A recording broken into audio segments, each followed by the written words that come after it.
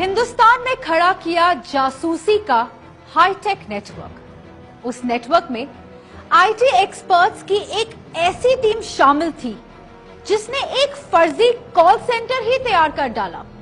उस call centre की मदद से जासूसों की टीम ने भारतीय सेना से जुड़ी कई संवेदनशील जानकारियां पाकिस्तान तक पहुंचा दी। लेकिन एक दिन जासूसों की टीम गिरफ्त में आई तो सबके होश उड़ गए। एक बीजेपी नेता निकला जासूसी कांड का मास्टरमाइंड। पाकिस्तान की नापाक साजिश बेनकाब। हिंदुस्तान में पाकिस्तानी कॉल सेंटर का भंडाफोड़। जासूसी के इस कॉल सेंटर का मास्टरमाइंड था ध्रुव सक्सेना। मध्य प्रदेश में बीजेपी का एक युवा नेता। ध्रुव सक्सेना बीजेपी की आईटी सेल का जिला अध्यक्ष भी रहा है, लेकिन अब यह युवा नेता एटीएस की गिरफ्त में है। इसकी गिरफ्तारी के बाद एटीएस ने खुलासा किया है कि बीजेपी का युवा नेता ध्रुव सक्सेना असल में जासूसों का सरगना था।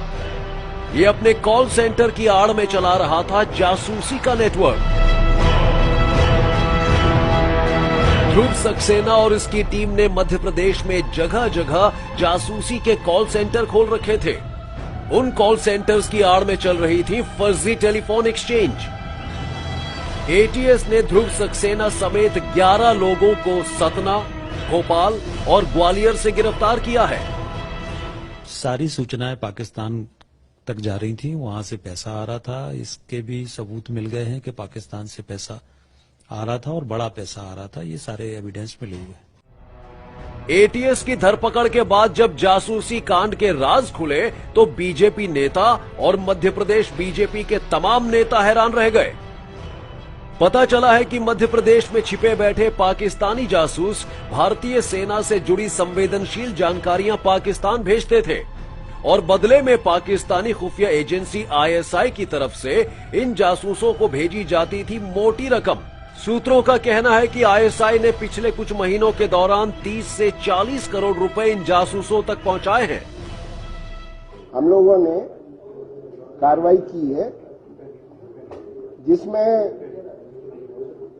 सतना के बलराम और